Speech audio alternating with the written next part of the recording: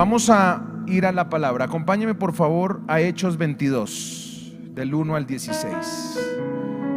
20 minuticos me quedan, pero quiero enseñarle algo poderoso. Hechos 22, del 1 al 16. Hechos 22. Si lo tiene, dígame amén. He titulado la palabra Visión correcta para un nuevo comienzo. Visión correcta. Visión correcta para un nuevo comienzo. Muy bien. ¿Lo tiene ahí?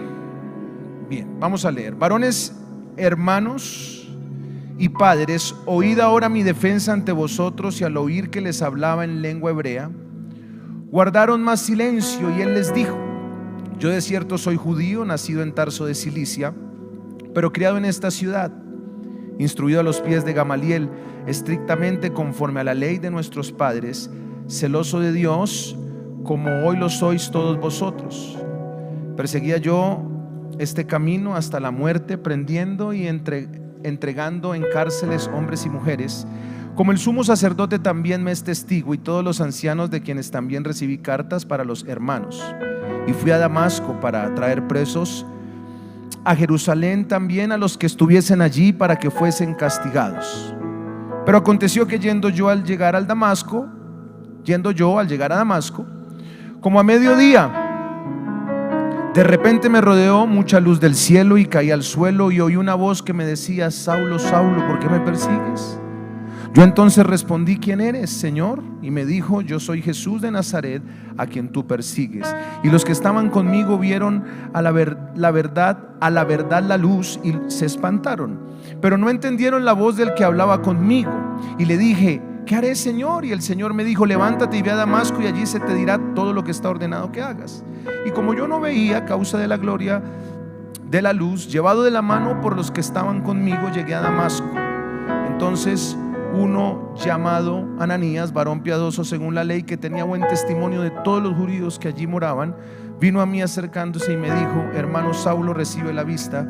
Y yo en aquella misma hora recobré la vista y lo miré. Y él dijo: el Dios de nuestros padres te ha escogido para que conozcas su voluntad y veas al justo y oigas la voz de su boca, porque serás testigo suyo a todos los hombres de lo que has visto y oído. Ahora pues, ¿por qué te detienes? Levántate y bautízate y lava tus pecados, invocando su nombre. Saulo nació en Tarso, una región de Cilicia, costa del sur, Asia Menor, lo que es la actual Turquía. Quizás el perseguidor más encarnizado, diría yo, del cristianismo. Un hebreo fanático, riguroso, muy estricto de la ley, descendiente de Benjamín, con la oportunidad única de estar en una cultura muy avanzada en su tiempo, de una familia muy próspera. Incluso la misma ciudad de Tarso era una ciudad universitaria de mucho análisis histórico, filosófico.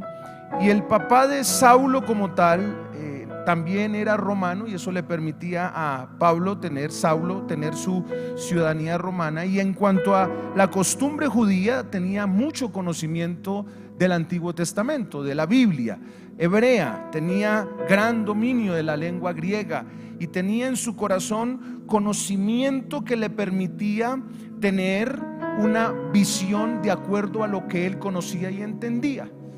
La visión de Pablo y la vida de Pablo era condicionada por la información que él tenía en su mente y en su corazón. Él, al recibir toda esta información y al recibir toda esta instrucción, pues incubó en su corazón, siempre incubó en su corazón esa capacidad de defender lo que él creía.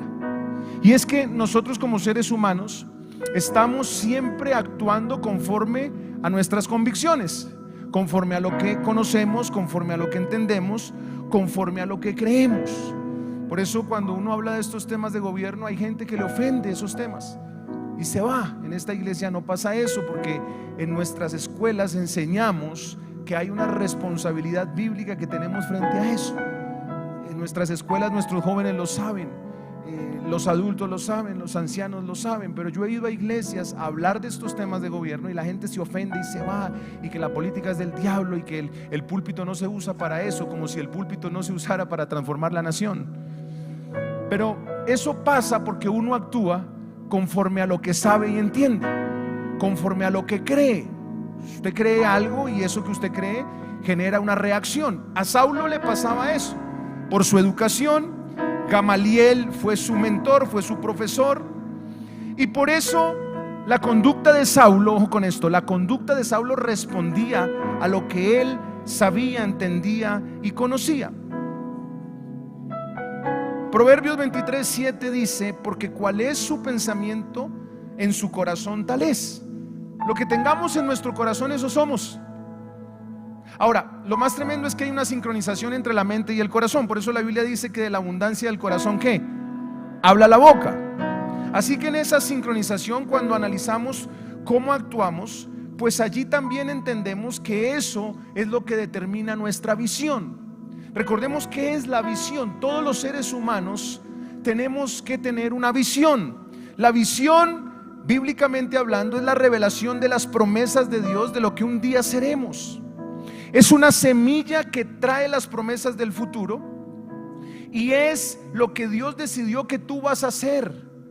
Un plan poderoso, eterno y perfecto que quizás no has conocido, pero que Dios te quiere revelar a medida que tú te acercas a Él. Una iglesia, una organización, un ministerio, un llamado, una persona jamás avanzará más allá de la visión que el líder tenga. Por eso Dios le dio una visión a Abraham, Dios le dio una visión a Moisés, Dios le dio una visión a Elías. Dios le mostraba a los hombres y a las mujeres de Dios lo que un día serían para que ellos caminaran en torno a ese propósito y a ese llamado.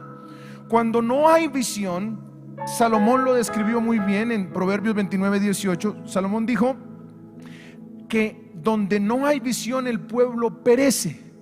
Donde no hay una revelación clara de ese lugar al que iremos, del plan que Dios tiene con nosotros. Y no estoy hablando de propósito, estoy hablando de visión.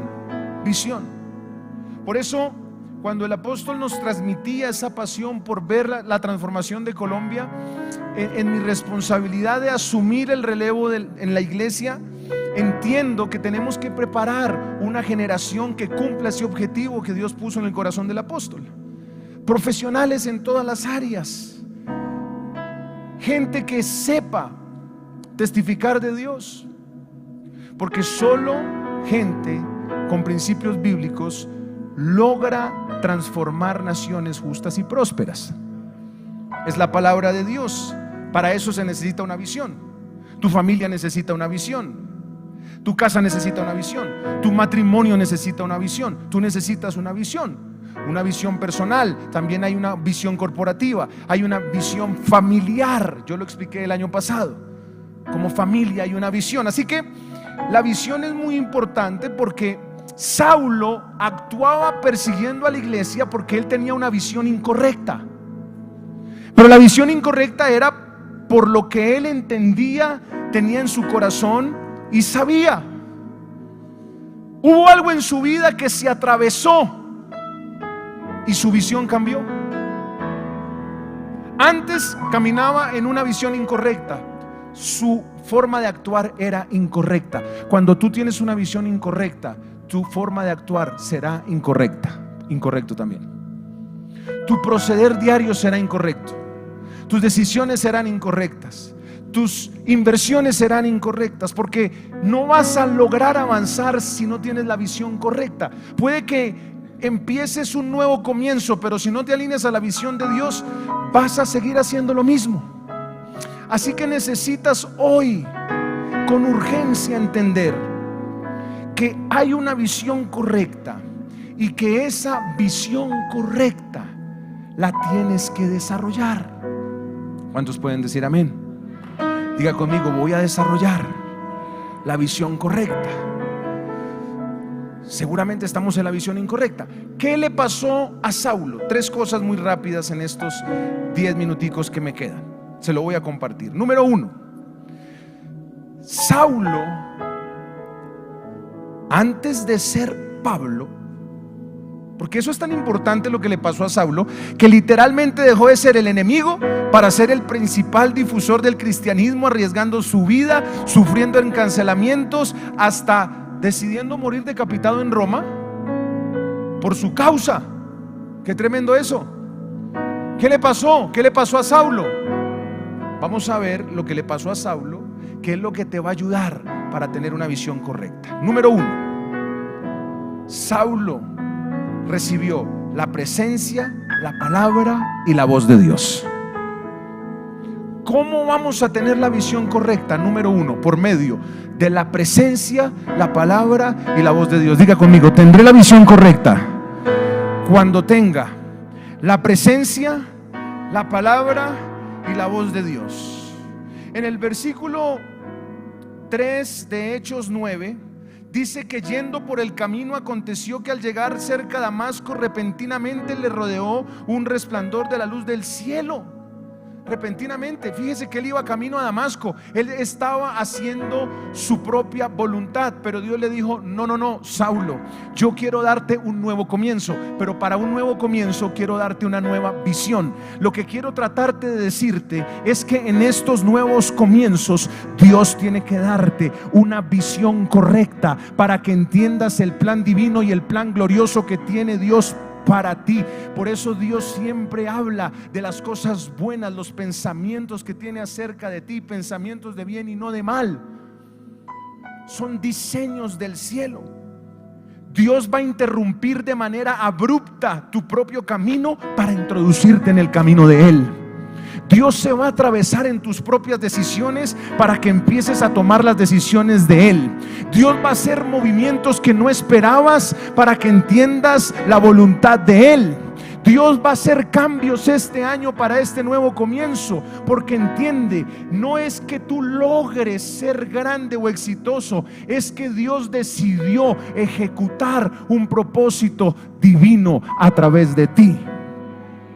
Pero eso se logró con la presencia, con la palabra y la voz de Dios. Vino la presencia de Dios, repentinamente lo tocó, lo marcó, y después vino la palabra, porque dice la Biblia que Él le dijo, le habló. Escucha esto: la palabra de Dios genuina, sin alteración, sin una interpretación incorrecta, te dará la cosmovisión necesaria y correcta para este tiempo.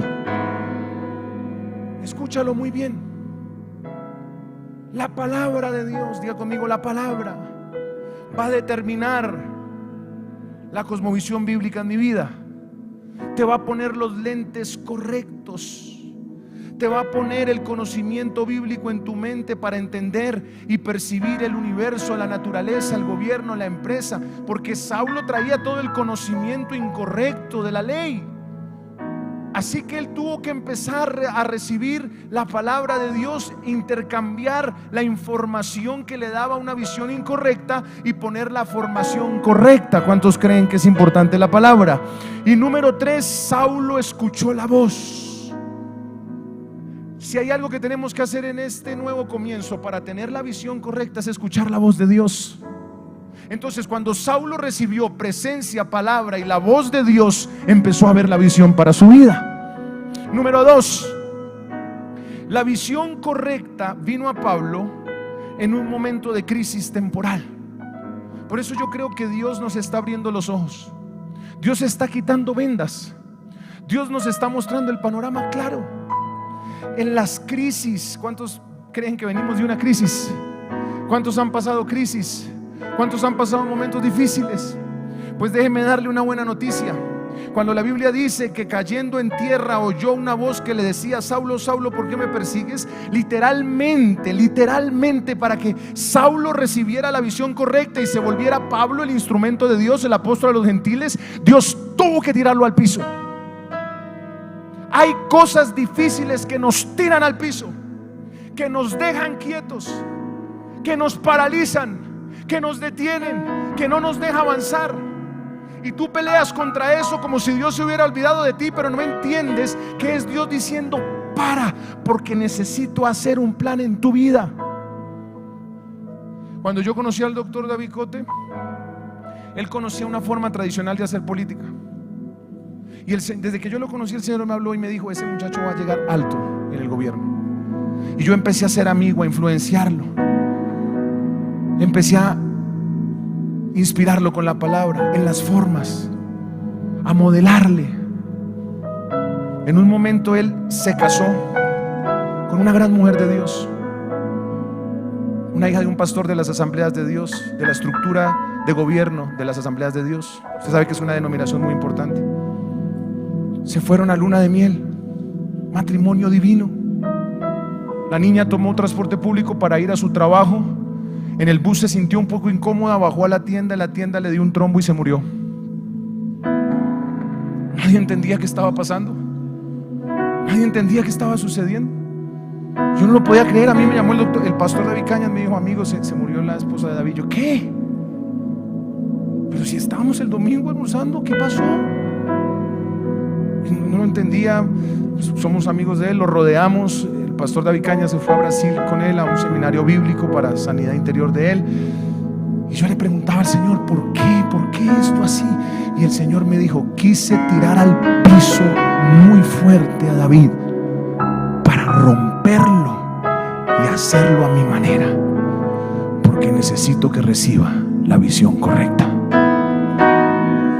Hay cosas muy violentas que a veces Dios tiene que hacer, y por eso yo me atrevo a subirlo a este altar, porque sé el proceso. Y seguro Dios tiene procesos contigo, y seguro uno a veces se queja de eso. ¿Por qué esto? ¿Por qué lo otro? ¿Por qué aquello? Pero entiende, es una realidad, algo que yo digo mucho desde acá. O lo entiendes por revelación o lo entiendes por trituración.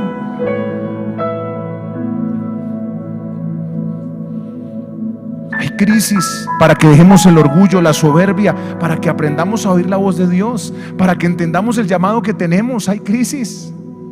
Dios no va a perder el tiempo contigo ni conmigo. Circunstancias de sacudimientos que te harán temblar, pero lo que Dios quiere no es destruirte, es construirte, y que tu vida sea respuesta al plan, a la visión, al propósito divino de Dios. Número 3, la visión correcta vino a Pablo, a Saulo antes de ser Pablo, a través de un mentor. A través de un mentor. Saulo necesitaba un mentor, y Dios le puso el mejor mentor. Ayer, cuando terminábamos el ayuno, veíamos cómo la palabra había edificado tanta gente. Muchas personas se me acercaron y me dijeron: pastor, yo quiero que usted me mentoree, me enseñe la palabra, quiero crecer, quiero avanzar. Vamos a hacer cosas muy fuertes, cambios. Vamos a tener parejas pastorales aquí dispuestas a acompañar el pueblo en los sectores, en las redes. Van a haber cosas muy lindas en la iglesia, pero tienes que entender que tú necesitas un mentor. Saulo lo necesitó. El mentor es el que asume la responsabilidad de desarrollar el potencial, el propósito. Es aquel que puede ver lo que otros no ven. Es aquel que puede perfeccionar lo de Dios en ti. Es aquel que puede, con el amor de Dios, mostrarte lo correcto, lo incorrecto. Es el que cuida. Ananías fue, le puso la mano, y cuando le puso la mano, aquel que se llamaba Saulo recibió la visión correcta, y desde ahí empezó a ser Pablo el instrumento poderoso de Dios, porque hubo un mentor que lo ayudó, porque hubo un mentor que lo acompañó, porque hubo un mentor que lo discipuló, porque hubo un mentor que lo cuidó.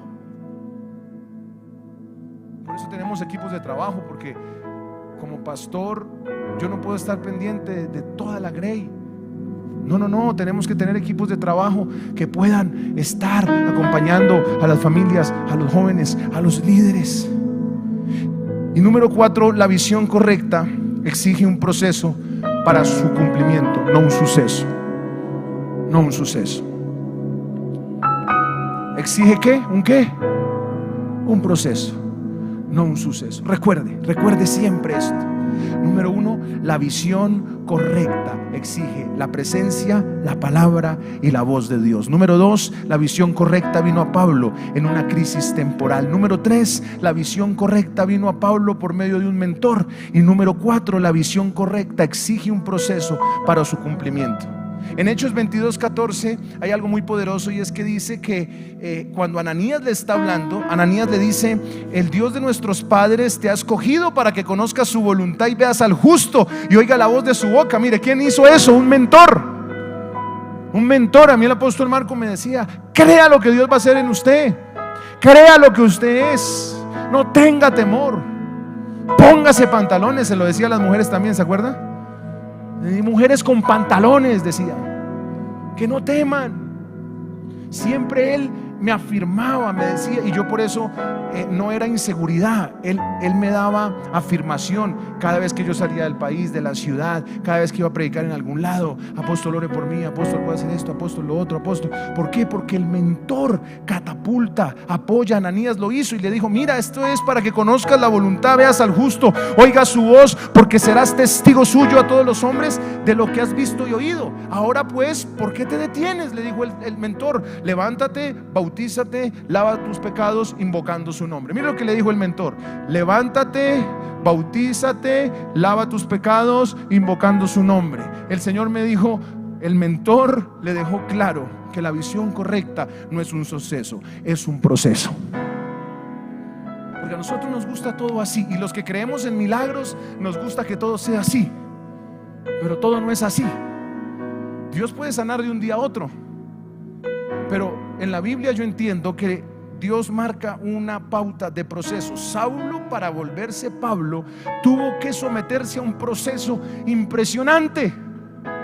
Le muestro el proceso: 40 azotes menos uno, azotado con varas, apedreado, naufragios, hambre y sed, desnudez, preocupaciones, traiciones de los hermanos falsos, enfermedades que padeció, críticas, cárceles. Dios mío, pero es que yo no quiero ese tránsito de sufrimiento y de aflicción. No es si lo quieres, es que hay un proceso, porque es que solo lo que se expone al proceso permanece en el tiempo. No te quejes del proceso. A veces nosotros nos quejamos porque hay familia que todavía no llega, y es natural la angustia, pero no es que no llega, ellos están en un proceso, como yo estuve en un proceso. Porque lo que no pasa por un proceso y se va por un suceso no permanece en el tiempo, pero lo que pasa por un proceso permanece para siempre. Lo que yo me demoré en llegar a los pies del Señor fue el proceso correcto para aborrecer el vicio, aborrecer lo inmoral, aborrecer la maldad, aborrecer lo que no me conviene. Ese fue mi proceso. Ahora yo puedo permanecer porque me sometí ¿a qué? A un proceso. No te angusties por el proceso, porque el proceso te va a dar la visión correcta para este nuevo comienzo.